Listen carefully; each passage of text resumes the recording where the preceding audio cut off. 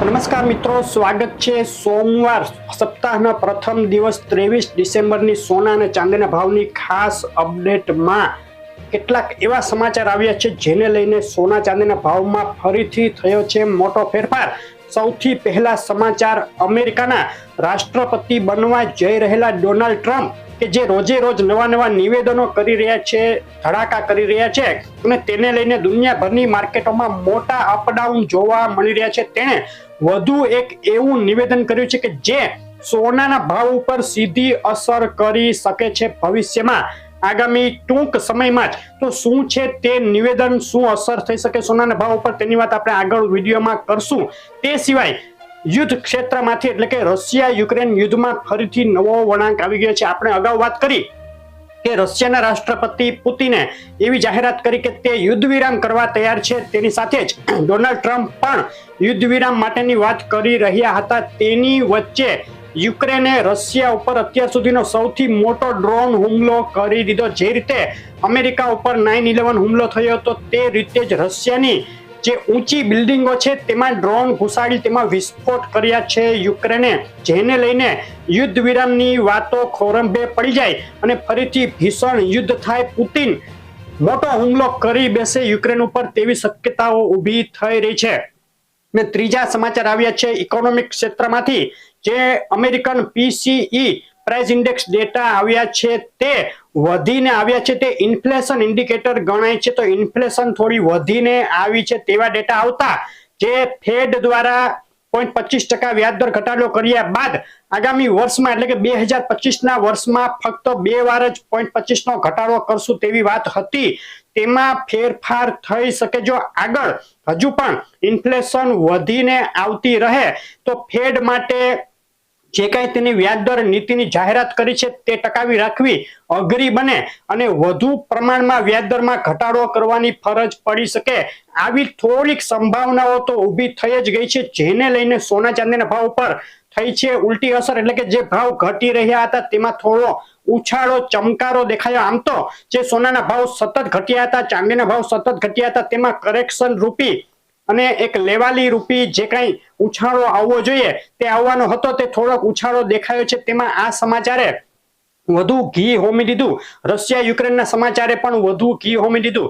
તો આજે આપણે વાત કરશું 23 ડિસેમ્બરના સોના ચાંદીના ભાવની અને જે ટ્રમ્પે નિવેદન આપ્યું છે તેની સોના ઉપર શું અસર થવાની છે તેના વિશે। તે પહેલા નવા મિત્રો હોય, પહેલીવાર વિડીયો જોતા હોય તેઓ ખાસ ચેનલ સબસ્ક્રાઇબ કરવાનું અને ફેસબુકમાંથી જોઈ રહેલા મિત્રો પેજ ફોલો કરવાનું ભૂલશો નહીં। શરૂઆત કરી લઈએ આપણે ચાંદીના ભાવના કેટલાક એનાલિસિસ ચાર્ટ અને આજના ચાંદીના ભાવથી। ચાંદીના ભાવનો એક સપ્તાહનો ચાર્ટ જોઈએ તો જોઈ શકાય 4 મહિનાની સૌથી નીચી સપાટી સુધી ગબડી ગયા બાદ ચાંદીના ભાવમાં અંતે થોડો ઉછાળો જોવા મળ્યો છે। ચાંદીના ભાવ $28.80ની નીચી સપાટીથી ઉછળી ગયા। આજે બજાર ખુલતાની સાથે જ ચાંદીના ભાવમાં ચમકારો $29.52 ખુલેલા ચાંદીના ભાવ $29.85 સુધી જોવા મળ્યા છે અને નીચામાં આજે 29.52 થી 29.87 સુધી ચાંદીના ભાવની રેન્જ જોવા મળી।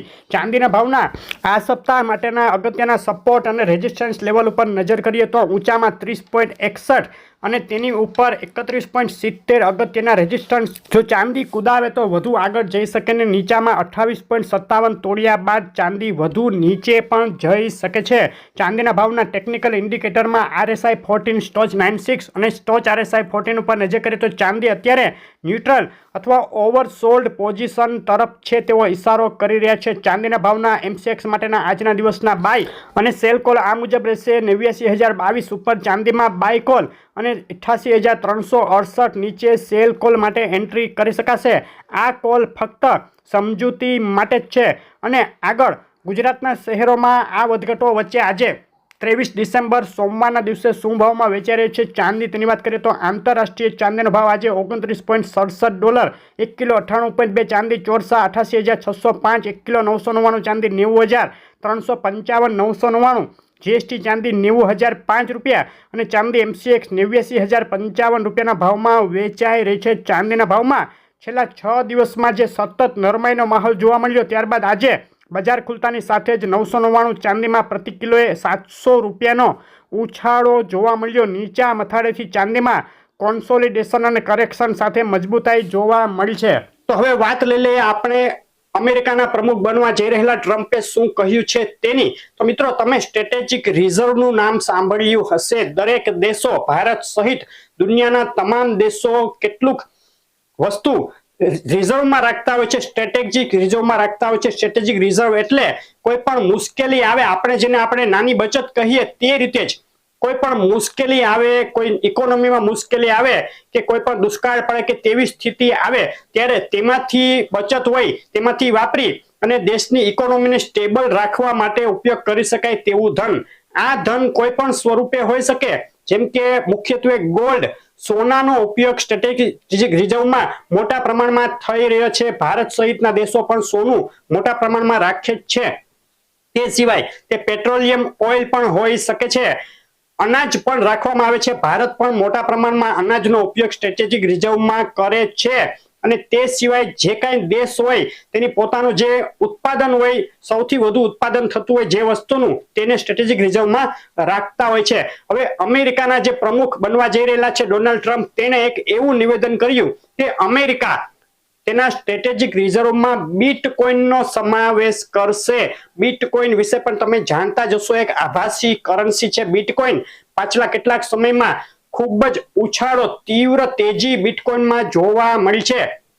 તેને લઈને ડોનાલ્ડ ટ્રમ્પે આવું નિવેદન કર્યું. હવે જો એક નવા સ્ટ્રેટેજિક રિઝર્વ તરીકે બીટકોઇનનો ઉપયોગ કરવામાં આવે, બીટકોઇન ખરીદવામાં આવે અમેરિકા દ્વારા, તો પહેલા તો બીટકોઇનના ભાવમાં ઉછાળો આવે.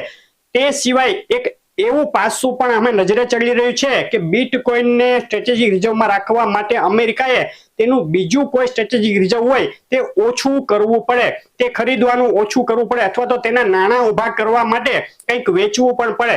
તો હવે આ સ્થિતિમાં જો અમેરિકા તેનું ગોલ્ડ રિઝર્વ વેચે, એટલે કે ગોલ્ડ જે તે ખરીદે છે તે વેચે અથવા તો ગોલ્ડ ખરીદવાનું બંધ કરે, તેની જગ્યાએ બીટકોઇન ખરીદવાનું ચાલુ કરે, તેવું કંઈ બને નજીકના ભવિષ્યમાં, તો તેની સીધી અસર સોનાના ભાવ ઉપર થાય. અને આ અસર એ મુજબ હોય કે સોનાના ભાવમાં ઘટાડો આવી શકે. તો આ ટ્રમ્પના મોટા નિવેદને અત્યારે આગામી સમય માટે સોનાના રોકાણકારોને એક અસમંજસમાં મૂકી દીધા છે. પરંતુ અત્યાર પૂરતી ચિંતા કરવાની કોઈ વાત નથી, કારણ કે આગળ હજુ આમાં શું થાય, કેટલી ઝડપથી બીટકોઇનને સ્ટ્રેટેજિક રિઝર્વમાં અમેરિકા એડ કરશે કે નહીં તે પણ પાક્કું નથી. ફક્ત એક ટ્રમ્પનું આ નિવેદન આવ્યું છે, તો અત્યારે સોનાના ભાવ પર તેની કોઈ ખાસ અસર થાય તેવું નથી લાગી રહ્યું. હવે વાત કરી લઈએ આપણે આજના સોનાના ભાવ ચાર્ટ ઉપર નજર કરી લઈએ અને શું છે ગુજરાતના શહેરોમાં 22 કેરેટ 24 કેરેટ સોનાના ભાવ તે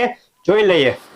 સોનાના ભાવના એક સપ્તાહના ચાર્ટ ઉપર નજર કરીએ તો એક તરફી જે ઘટાડો સોનામાં ચાલુ રહ્યો હતો તેમાં બ્રેક લાગી ગઈ છે અને આજે સપ્તાહના પ્રથમ દિવસે બજાર ખુલતાની સાથે જ સોનાના ભાવમાં ઉછાળો જોવા મળ્યો છે. નીચામાં $2600 નજીકથી ઉછળી સોનું એક તબક્કે $2632 ઉપર બોલાઈ ગયું છે.